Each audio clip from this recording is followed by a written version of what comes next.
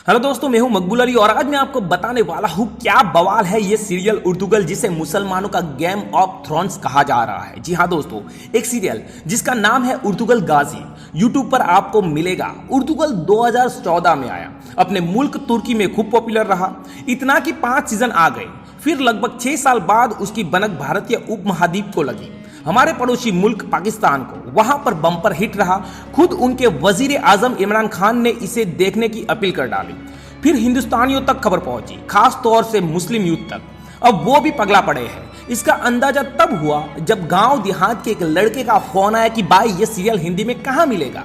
तब समझ में आया कि इस सीरियल की लोकप्रियता देश, समाज, काल, भाषा के परे चली गई है। इसे मुसलमानों का गेम ऑफ थ्रोन्स कहा जा रहा है। तो दोस्तों, हमने भी सोचा कि जैस्टैग इन्फो के दोस्तों तक भी इसकी कुछ रोचक बातें पहुंचा दी जाए। तो दोस्तों, बने रहिए हमारे इस वीडियो के साथ। तो सबसे पहले दोस्तों, हम आपको बताते हैं क्या है उर्दूगल। इसके बारे में एक लाइन में कहा जाए तो ऑटोमन एम्पायर यानी उस्मानिया सल्तनत के उभरते की गौरव गाथा। इस तुर्की साम्राज्य की टाइमलाइन लगभग 625 साल की है।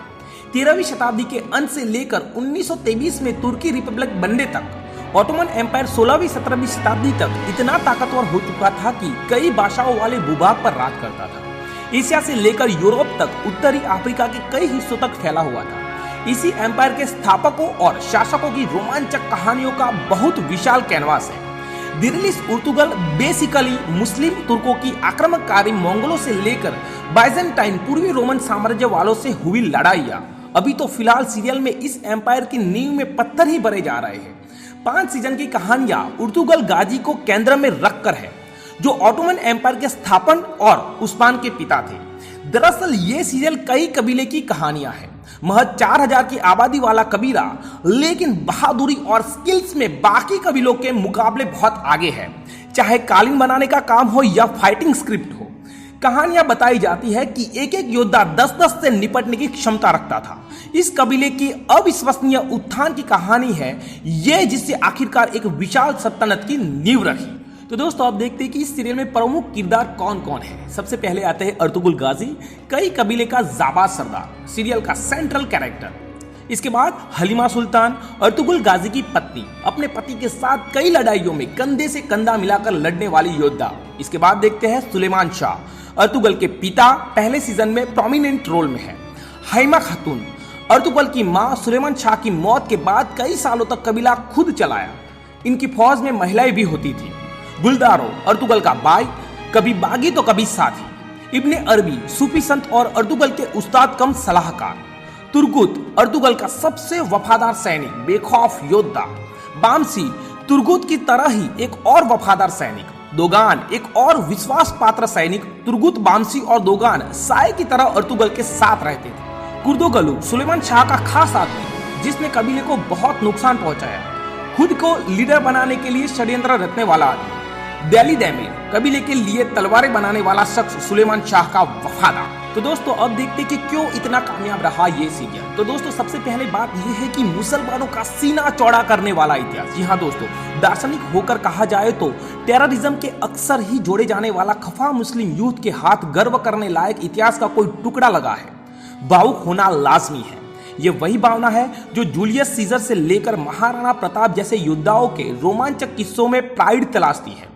ये इतिहास के प्रति कृतज्ञता और मरीचिका में बटकन, इस पर हम टिप्पणी नहीं कर रहे, बस उस भाव को रेखांकित करने की कोशिश कर रहे हैं जो अर्तुगरुल के सदके मुस्लिम युवाओं तक आन पहुंची है।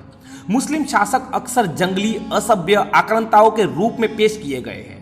ये वो पश्चिमी देशों का नजरिया है जो रिपीट होने रहने से अंतिम सत्य टाइप बन गया है। मुस्लिम समाज मोटे तौर पर इससे राजी नहीं। तो ऐसे में इस नैरेटिव से अलग एक हिम्मती, बेखौफ, इंसाफ पसंद हीरो देखना मुस्लिम समाज को काफी भा रहा है। तो दोस्तों, दूसरा सबसे बड़ा रीजन है करिश्माई अभिनय और प्रोडक्शन का हाई स्टैंडर्ड। पहले नंबर पर भी मुस्लिम समाज की बात, मुस्लिम वर्ल्ड से इतर भी इसकी तगड़ी फैन फॉलोइंग है। वजह है इस सीरियल का शानदार लैंडस्केप। प्रोडक्शन टॉप क्वालिटी का है। लोकेशन से लेकर स्पेशल इफेक्ट तक कहीं भी कोई समझौता नहीं किया गया है। यूएसपी फाइट सीन्स, इसके लिए नोमान नाम की एक special Hollywood stunt team hire की गई, जिससे हैरान करने वाले नतीजे दिए। इसके अलावा टैलेंटेड एक्टर्स की पूरी फौज खड़ी कर दी है। जिन्होंने डूबकर काम किया है। बेहद संदिग्ध से चाहे उर्तुगल को प्ले करने वाला एंगिन अल्तान दुजियातान हो या हलीमा का रोल करने वाली एसरा बिलीच, प्रोड्यूसर मोहम्मद बोजदान और डायरेक्टर मतीन गुआई ने इसे ग्रैंड बनाने में अपना सब कुछ झोंक दिया है।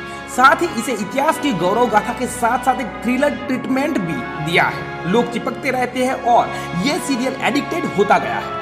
तो दोस्तों, इसका तीसरा सबसे बड़ा रीजन है फील होता कनेक्शन। अर्तुगरुल सिर्फ कबीलाई मारदार नहीं है, मानवीय मूल्यों को इस सीरीज में कदम कदम पर अहमियत दी गई है और इस वजह से दर्शकों का कनेक्शन भी एपिसोड दर एपिसोड तगड़ा होता जाता है।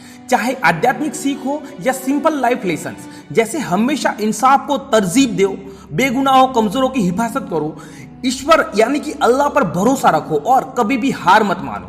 इसके किरदार सभी आम इंसानों की तरह सही गलत की जहनी कश्मकश से उलझते रहते हैं। यकीन करने लायक ये सेटअप इस सीरीज की ताकत है। इसका चौथा सबसे बड़ा रीजन है पोस्टर बने रहे संवाद। इसके अलावा इसके गहरे मुतमईन करने वाले डायलॉग्स भी हैं, जिन्हें पब्लिक कोर्ट्स की तरह इस्तेमाल कर रही है।